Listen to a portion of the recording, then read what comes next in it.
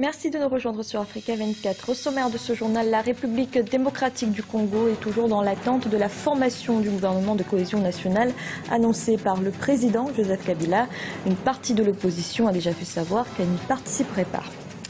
Lors des concertations nationales en République démocratique du Congo ont-elles permis d'apaiser les crises sociopolitiques et économiques? En tout cas, les analystes restent sceptiques. Du côté des partis de l'opposition, les avis divergent sur la portée réelle de ces concertations nationales. Ceux n'ayant pas participé estiment que les concertations nationales n'ont pas répondu aux attentes immédiates de la population congolaise, notamment sur les défis sécuritaires et économiques. Alors va-t-on vers un gouvernement de cohésion? Pas si sûr selon ce membre de l'opposition. Quel gouvernement? Ça c'est juste pour distraire l'opinion nationale et internationale. Regardez par exemple les discours de M. Kabila qui était un discours flou. C'était juste pour annoncer son gouvernement de cohésion nationale, que nous ne sommes pas d'ailleurs partie prenante. Nous exigeons à ce que l'accord cadre d'Addis Abeba soit respecté et après nous irons au dialogue national inclusif à grand format où nous allons aborder toutes les questions qui fâchent.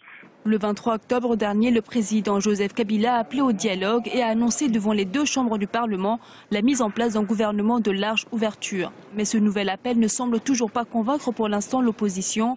Sa principale exigence, l'intervention d'un facilitateur international pour parler de tout ce qui divise les Congolais depuis les résultats de la dernière élection présidentielle. Monsieur Vital Kamerhe, bienvenue. Merci, merci d'avoir accepté notre invitation. Vous êtes le président du parti L'Union pour la Nation congolaise, l'UNC, un parti d'opposition. Est-ce que vous faites partie de ces partis d'opposition qui refusent d'entrer dans le gouvernement de cohésion nationale? Nous n'avons pas participé aux concertations nationales. Vous les avez boycottées, effectivement? On ne les a pas boycottées parce qu'elles ne servaient à rien du tout dès lors que l'ordonnance qui le convoquait était inconstitutionnelle et que cette ordonnance avait ignoré les instruments internationaux, que sont l'accord cadre d'Addis Abeba et la résolution 2098. Nous avions dit, bien avant même les concertations, que pour l'opposition, il n'était pas question de participer à un quelconque gouvernement d'union nationale ou de cohésion nationale ou d'ouverture, puisque je vois que les concepts changent selon le tempérament de la majorité au pouvoir. Donc nous n'allons pas y participer. Mais ce ne serait pas un moyen de faire entendre votre voix, justement?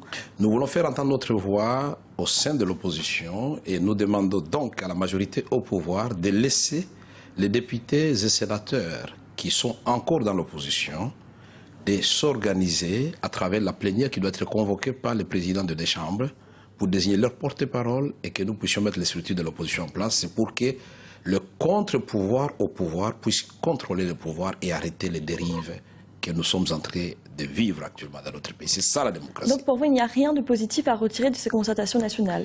Il y a la positive. reconfiguration de l'environnement politique dans notre pays, puisque désormais nous savons qu'il y a la majorité au pouvoir avec Joseph Kabila, et puis il y a l'opposition qui n'a pas participé aux concertations, et maintenant nous pouvons aller vers le vrai dialogue, à travers ce que nous avons appelé la coalition pour le vrai dialogue, c'est-à-dire débattre des questions pour le seul intérêt du peuple congolais, convenir d'un calendrier électoral pour que, par des subterfuges, que Kabila ne joue pas aux prolongations parce que son mandat prend fin le 19 décembre 2016 à minuit. Il ne faut pas qu'il y ait de vide juridique, il ne faut pas qu'on prolonge comme on l'a déjà fait avec le Sénat et les assemblées provinciales qui sont sans mandat.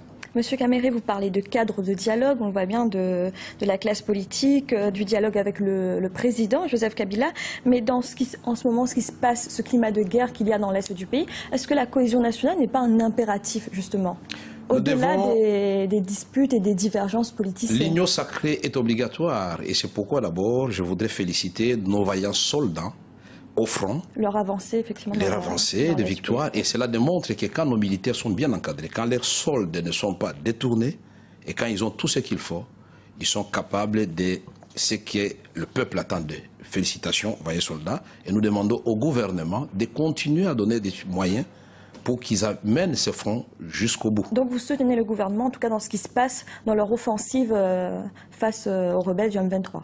Le 11 septembre, quand il y a eu le désastre aux États-Unis d'Amérique, le premier appelé, le président George Bush, c'était Bill Clinton.